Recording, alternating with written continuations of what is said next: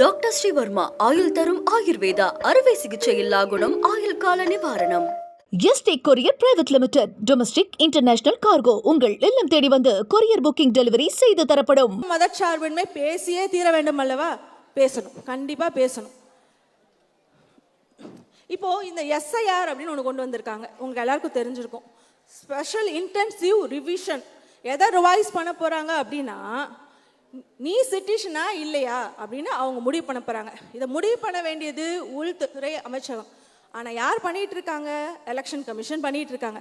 சரி, என்னெல்லாம் வச்சிருக்கீங்கடா yes no டாக்குமெண்ட்ஸுக்கு அப்படின்னு பார்த்தீங்கன்னா, நோக்கு ஆதார் கார்டெலாம் கிடையாதுங்க. அங்கே என்ன மாதிரியான ஆதார் கார்டு? பயோமேட்ரிக்ஸ் உள்ள ஆதார் கார்டு, அதாவது கருவிழியும் தம் இம்ப்ரெஷன் உள்ள அந்த ஆதார் கார்டை நாங்கள் ஏற்றுக்க மாட்டோம் அப்படிங்கிறாங்க. சரி, அப்புறம் என்னன்னு பார்த்தீங்கன்னா, ரேஷன் கார்டை ஏற்றுக்க மாட்டோம் அப்படிங்கிறாங்க. சரி, அப்போ என்னதாண்டா ஏற்றுப்பீங்க அப்படின்னு கேட்டால், பர்த் சர்டிஃபிகேட்டை ஏற்றுக்குவோங்க, ப்ராப்பர்ட்டி டீட்டெயில்ஸ் வச்சுருக்கீங்களா ஏற்றுக்குவோம், ஸ்கூல் சர்டிஃபிகேட் வச்சுருக்கீங்களா ஏற்றுக்குவோங்க.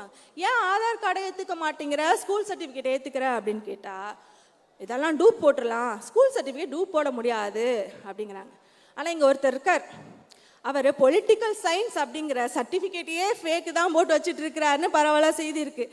அப்போது நம்ம ஸ்கூல் சர்டிஃபிகேட் எல்லாத்தையும் ஃபேக்கு போட முடியும் அப்படின்னா, அதை ஏற்றுக்கிறீங்க இதை ஏற்றுக்க மாட்டேங்கிறீங்களேன்னு கேட்டால், இல்லைங்க இதுதான் எங்களுக்கு வேணும். சரி, பர்த் சர்டிஃபிகேட் எடுத்துக்கோங்க. தமிழ்நாட்டிலையாவது குறைஞ்சபட்சம் நம்ம எல்லாரும் முதல் தர பட்டதாரியாக வந்துட்டோம், நம்மக்கிட்ட பர்த் சர்டிஃபிகேட் அப்படிங்கிற அவேர்னஸ் இருக்கும். வட மாநிலத்தில் எப்படி இருப்பாங்க நமக்கு தெரியாதா? இப்போ கூட அவங்க பர்த் சர்டிஃபிகேட்லாம் எடுத்திருக்க மாட்டாங்க. அவங்கக்கிட்ட போய் கேட்குறதுக்கான நோக்கம் என்ன அப்படின்னா, இந்த மத சிறுபான்மை மக்களையும் பின்தங்கிய மக்களையும் ஓட்டெல்லாம் எங்களுக்கு வேண்டாம், நீ எங்களுக்கு எப்படினாலும் போட போகிறதில்ல. ஏன்னா இந்த 15 வருஷத்தில் நீங்கள் பின்தங்கிய மக்கள் எல்லாருமே நம்ம பின்தங்கிட்டே போயிட்டு இருக்கோங்கிறப்போ நம்ம எப்படி ஓட்டு போடுவோம்? அதனால் வந்துட்டு அவங்க ஓட்டு பண்ணுறவங்க, நீங்கள் எனக்கு ஓட்டு போட மாட்டேன், அதனால் உன் ஓட்டெல்லாம் வேண்டாம் அப்படின்னு சொல்லிட்டு அவங்க இது பண்ணுறாங்க. சரி, இது இப்படி தான் சிட்டிசன்ஷிப் மற்ற கண்ட்ரி நாடுகள்லையும் செஞ்சிட்ருக்காங்களா அப்படின்னு பார்த்தா, ஆமாம், இதே டாக்குமெண்ட்ஸ் தான் கேட்குறாங்க, இதே தான் கேட்குறாங்க. ஆனால் என்ன சிக்கல்னா, நம்ம 2025 தான் ரிவிஷன் கொண்டு வந்திருக்கோம், சொல்யூஷன் கொடுக்காம.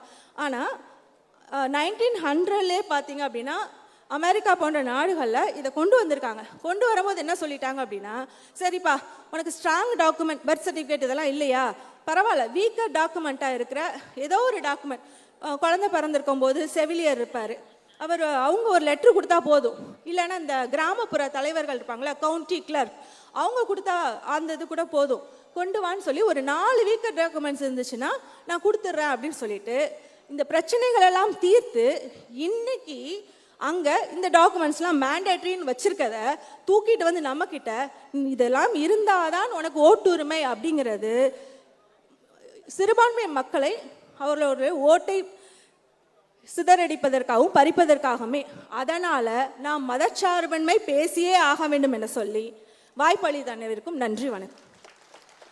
என்றும் உங்களுடன் மை இந்தியா. முக்கிய செய்திகளை உடனுக்குடன் தெரிந்து கொள்ள சப்ஸ்கிரைப் பண்ணுங்க, பெல் பட்டனை பிரஸ் பண்ணுங்க.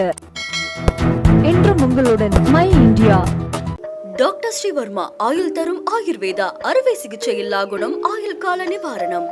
Yesterday courier private limited domestic international cargo உங்கள் இல்லம் தேடி வந்து கொரியர் புக்கிங் டெலிவரி செய்து தரப்படும்.